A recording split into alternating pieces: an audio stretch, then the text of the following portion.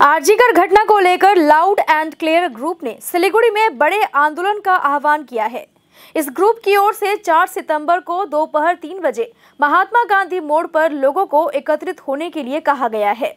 इस दौरान विभिन्न क्षेत्रों के लोग शामिल होंगे।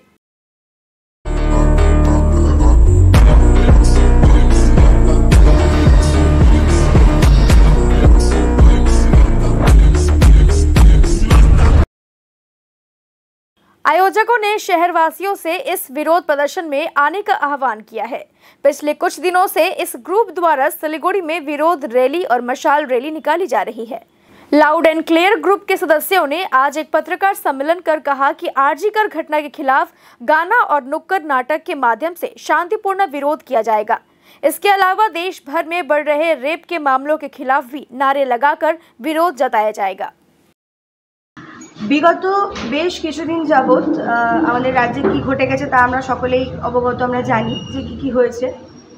এবারে তারপর থেকেই আমরা কিন্তু লাউড এন্ড ক্লিয়ার গ্রুপটা বিভিন্নভাবে প্রতিবাদে রাস্তায় নেমেছি। বহুবার আমরা অনেক রকমভাবে মিছিল করেছি, সেটা মশাল মিছিল হতে পারে, শান্তিপূর্ণ মিছিলই ছিল, কোনো উচ্ছৃঙ্খলা বা বিশৃঙ্খলা তাতে হয়নি। এবারে আমরা চাইছি যে আরও একটু ভালো কিছু বা আরও একটু বৃহত্তর কিছু করা যায় কিনা, কারণ এত দিন হয়ে গেল, আজকে 23টা দিন হয়ে গেল, তিলোত্তমার পক্ষে আজ অবধি আমরা কোনো সঠিক বিচারটা পাইনি, আমরা রাজ্যের কেউই পাইনি। তাই আমরা চাইছি যে আরও বৃহত্তর কোনো আন্দোলন আমরা করতে পারি। তো এই কারণে আজকে আমরা মিডিয়ার সামনে এসেছি, যাতে সমস্ত শহরের লোকরা আমাদের পাশে এসে দাঁড়ান এবং আমরা চাই যে এই প্রতিবাদটা অনেক দূর অবধি পৌঁছক, অনেক দূর অবধি সকল মানুষের কানে পৌঁছক যে শিলিগুড়িতে লাউড অ্যান্ড ক্লিয়ার বলে একটি গ্রুপ রয়েছে যারা তিলোত্তমার পক্ষে রয়েছে, যারা তিলোত্তমার ওপর হয়ে যাওয়া যে নৃশংস হত্যা তার বিরোধিতা করছে এবং যারা এই কাণ্ডের সাথে নিজেদেরকে জড়িত রেখেছেন, যারা অপরাধী, তাদের চরমতম শাস্তির একটা দাবি আমরা রাখছি। তার জন্য আমরা এর আগে বাঘাযতীন পার্ক থেকে 2-3টে মিছিল করেছি।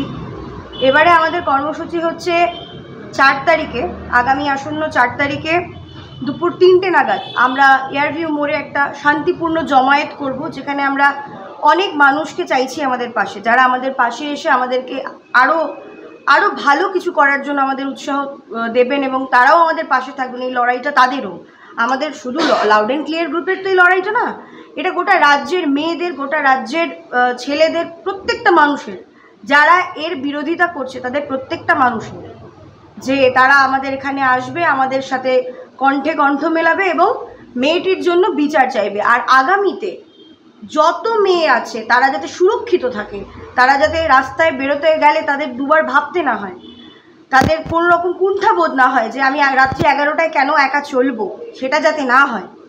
আমরা যাতে সমান, আমরা যখন বলে থাকি ছেলে মেয়ে সমান, তাহলে আমরা সব জায়গায় সমান নই কেন, এটাও একটা বিষয়, ভীষণ গুরুত্বপূর্ণ একটা বিষয়।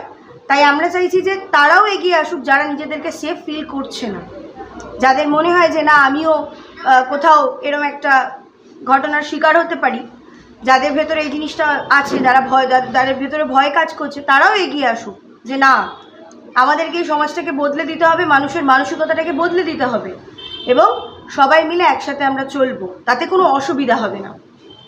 এটাই আজকের আর্জি। আমাদের জমায়েত হয়ে আমরা শান্তিপূর্ণ একটা প্রতিবাদ জানাবো, সেখানে আমরা গান গাইতে পারি মেয়েটার হয়ে, বা যেটা আমরা কলকাতায় বা বিভিন্ন শহরে আমরা দেখেছি যেখানে গানের মাধ্যমে প্রতিবাদ হচ্ছে, নৃত্যের মাধ্যমে প্রতিবাদ হচ্ছে, পথনাটিকার মাধ্যমে প্রতিবাদ হচ্ছে, অঙ্কনের মাধ্যমে প্রতিবাদ হচ্ছে।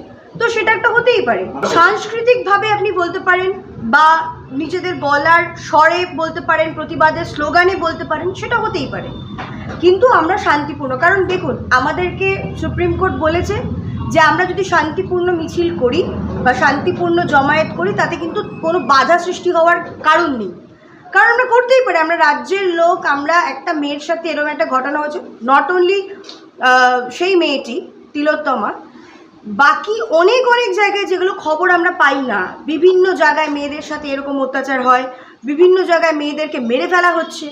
এই প্রত্যেকটা মেয়ের জন্য, প্রত্যেকটা ঘরের মেয়ে, ঘরের বউ, মা, সবার জন্য এই প্রতিবাদ আমাদের, শুধু তিলোত্তমার জন্য নয়। দেখুন, সিবিআই নিজের কাজ করছে, রাজ্য সরকার নিজের কাজ করছে। আমরা চাইছি যাই হবে সেটা অতি সত্বর হোক এবং সেটা এতটা ভয়ানক একটি শাস্তি হোক, যেটা দৃষ্টান্তমূলক শাস্তি আমরা বলে থাকি, সেরকম দৃষ্টান্তমূলক একটি শাস্তি হোক। আগামী প্রজন্ম এটার থেকে বার্তা পাবে যে আমাদের কিভাবে একটা মেয়ের সাথে ট্রিট করা উচিত। আমাদের ঘরেও ছোট ছোট ছেলে রয়েছে যাদেরকে আমরা এই প্রশ্নের উত্তর দিতে পারছি না আজকে কি হচ্ছে।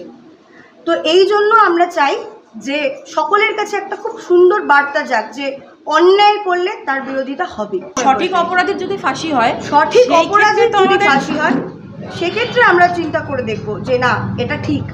আমাদের একটা সেলফ স্যাটিসফ্যাকশন বলে কথা আছে। আমরা যখন, আমরা বলে না, যে কোনো রাজ্যের প্রত্যেকটা মানুষেরই নিজস্ব একটা অভিমত আছে, তো সেটার উপর বিচার করে তখন বলা যাবে। এটা আপনাদের হয়তো প্রথম দিনের যে আন্দোলনটা ছিল সেই সময়টাতে মানুষ সত্যি সবার প্রচণ্ড রকমভাবে আবেগ কাজ করেছিল, সেই জন্য সবাই এসছিল, সবাই অবশ্যই দাবি নিয়েই এসছিল। কিন্তু দেখুন, পার্সোনাল লাইফ সবার আছে, সবারই কাজ করে খেতে হচ্ছে, তো কর্মক্ষেত্রে যারা ব্যস্ত হচ্ছে তাদের পক্ষে কিন্তু এই আন্দোলনটা কন্টিনিউ করা সম্ভব না। এবার যাতে আগুনটা থেমে না যায় বা এই বিচারের আশাটা যেন মানুষের, যেটা চলে যাচ্ছে মানুষের থেকে, সেটা যেন চলে না যায়, সেই জন্য আমরা আবার এই পদক্ষেপটা নিচ্ছি।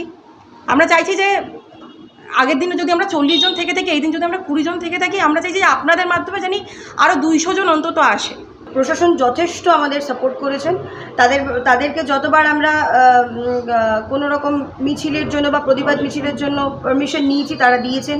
শান্তিপূর্ণ মিছিলের জন্য তারা আমাদের কখনোই আটকাননি। এদিক থেকে আমরা সাপোর্টটা পেয়েছি।